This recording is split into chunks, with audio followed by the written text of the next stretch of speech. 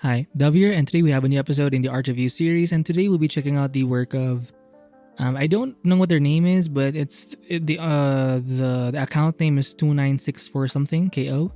I will link their links in the description below, but yeah, I believe I found their art.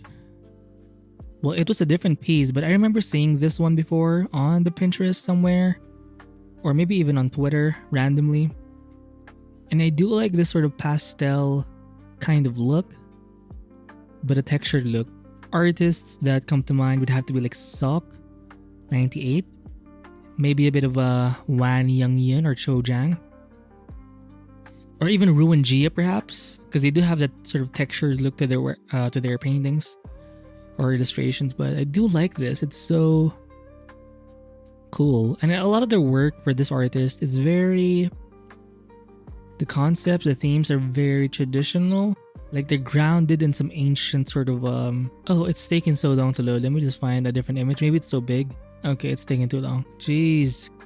Are they all big? I may have to just click on something. Jesus. How about this one? Oh my god. Oh, I do like they do leave in the ink sort of. It's not even a super tight sketch or line work. It's fairly loose, but you can't really see it from afar. When you do zoom in, you can see those lines and everything. But look at that. It's so cool to look at. It's very impressionistic too. Very sort of rough. Not rough. It's just not as tight as you would think. And I think that contributes to that sort of pastel look, where it's not always like the rendering is not smooth at all. Oh, I guess they do like playing with some hues as sort of a base, and then they'll paint over that eventually. Yeah, it's the same one as before. So here we have a more basic sketch without the painting, but the proportions are there. So lots of samurai sort of inspired artwork, warrior artwork, right? And they're very ornamented. The colors in their uniform or armor is so patterned, vibrant. This one's nice. Look at oh my god. And they look like one of those old Japanese. There's a term for that kind of artwork where it's a Japanese print artwork. There's a style for it. And I think they are influenced by that. Oh, they're doing this on their iPad? Damn, pretty cool. Let's check this one out. Okay. So if you look at their actual sketch, I think that's their initial sketch even. And then they just sort of leave it as it is, and then they color it to a level. They'll add the shadows, the color, the patterns. And they'll do so much of it that you actually sort of forget that there's even line work to begin with. Now here obviously you can see it's more obvious in the face, in the hands a little bit, but if you look at the clothes, it's kind of hard to see the lines already. So, very interesting. This could be their own characters maybe, who knows. Look at the diversity here of their like clothing. The patterns being used, the combinations. Very nice. What is this? Let's look at their more recent work. But their style is rather consistent here, so that's pretty cool. Lots of colors being used, right? And it's not like hue variety where you purposely try to diversify. Let's say you have a blue, right? And then you add a different sort of hues. Not hues, but... Oh yeah, maybe hues, but to sort of be in that blue space. Here, it's really just the actual patterns of the design. So it's more of a design style rather than a painting style where they like to add all sorts of patterns and colors and different sort of combos, color combos. Even the sketch, it still has, like you can tell it's from the same guy because the patterns are there, the intricacy is there, and the loose sort of line work is there. And it's painted with shadows and color enough to the point where you sometimes don't even see the line work. So that's a common thing in their work. This one seems more illustrated, more finished. But again, if you zoom in to some spots, you can still see some of those initial line sketches. And the way they render, it's very, they like using a small brush sometimes. So you will see a lot of like really small sort of dashy strokes in their work. And that contributes to that pastel look, kind of like this one. Look at that. Oh, we have some skin here with a bit more rendering. Right? Reminds me of One Piece, like the way they do the characters, like the anatomy, the proportions. I haven't seen the anime because there's so many episodes, but I've seen like some shots of it. The anatomy is kind of similar, maybe. Look at that. It's a quick sketch, but it looks cool as hell. What is this? This one's more of a different setting, different characters here. Okay. Oh, they painted. Look at this zoomed in version. And they don't try to. They will leave the black original sketch line work, and it's a very loose sort of sketch. They will leave some of that in, and that's part of their style, I guess. I like it.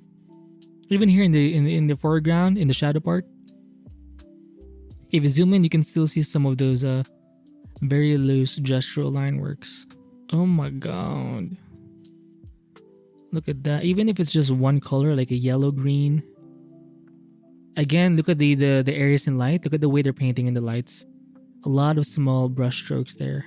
This one's more very sort of a very narrative piece, indicating some kind of evil maybe, or maybe sad, who knows. So this guy just is dying maybe.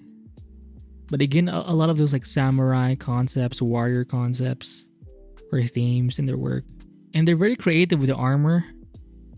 I mean, it's still the same sort of like basic blocks, but the patterns, the ornaments, the details, they do vary them from character to character. Okay. This one's different. Oh, I do see a lot of texture brushes being used. Maybe it has a bit of that noise texture too. Looks good. And a lot of their forms or proportions are kind of rounded, I think. Meaning I see a lot of like ovals or like ellipses, like blobs. Their work is not like super jaggedy, like sharp edges. I do see a lot more rounded, like corners and stuff like that. Now this one's pretty refined. So a samurai suit again, but this time in black. Looks pretty good. Looks pretty good. Damn. So they do some comics here and there. Or manga maybe. So let's see some more stuff. Is this Pokemon? I don't even know. And yeah, I guess they like cutting off the background. They just really like filling up the entire frame with their character. Look at this. Right? Like their characters don't always have to have that context from their environment. I mean, sometimes you'll see stuff like this, but usually they like to do this sort of thing where the character fills up most of the frame, and like sometimes their legs are just cut off. Very character focused, I guess. Interesting. Reminds me of the way Madao sketches. You know how he's kind of loose and very oval-ish? Reminds me of Madao, right? And if you keep focusing on one subject, I think I did an art review of, what's their name again? I forgot. But they're really into the whole like Evangelion character named Asuka. If you just focus on doing one kind of, at least one, if you have like a one character that you keep going back to, you can learn so much, because if you're fixed with your subject, you can explore more of your style in terms of painting, drawing, and you can even refine that, because you don't have to think about like what subject to draw, because you already have like your favorite thing. It doesn't mean just do that thing, but obviously you can do what you want, but it helps if you can sort of stabilize at least something here. And for this artist, it's gonna have to be the whole samurai thing. Samurai warrior who's armored. Oh, it's so detailed. Jesus. Right? And they pretty much, oh, look at this. And they pretty much use the same sort of brushes. So you do see a lot of that consistency in their style. Proportion-wise, the way they draw, the way they render. Even their color schemes. I do see a lot of yellow in their work. Yellow, green. Oh, look at this. What's this? Again, look at how it looks like pastel. Leaving all those initial lines, loose lines in black. Very ballsy. I mean, it makes sense because you can always paint over it, especially given that this artist has a very like pastel style, and it has a lot of textures. Like you can eventually paint over those black lines. So maybe that's why they're not as pressured, because they know, I can always like paint over it. So, and this guy has a lot of work. Like, Jesus, it's too much. It's not a bad thing, by the way. I'm just saying it's like my arm is already tired now just by scrolling. Oh, look at that. So yeah, I guess that's it for this art review. If you're interested with the pastel kind of textured look, again, I recommend like Sok 98, maybe Wan Neng Yun, Ruan G perhaps. I mentioned a couple more in this episode. I can't recall, but and yeah, if you're into the loose line work, check out this guy. But also, wait, let me just translate their name. Maybe it means something in Japanese. Put. Okay, we'll just say Ko or 2964. 2964 Ko is a freaking beast. So yeah, check out their work. I will link their links. This one reminds me of Mushoku Tensei a little bit. The Dragon God guy, a little bit. Yeah, I will link their links in the description below and recommended artists. And yeah, hopefully you enjoy the work of 2964. They have some links here too, so check them out. And yeah, I'll see you in the next episode. Bye.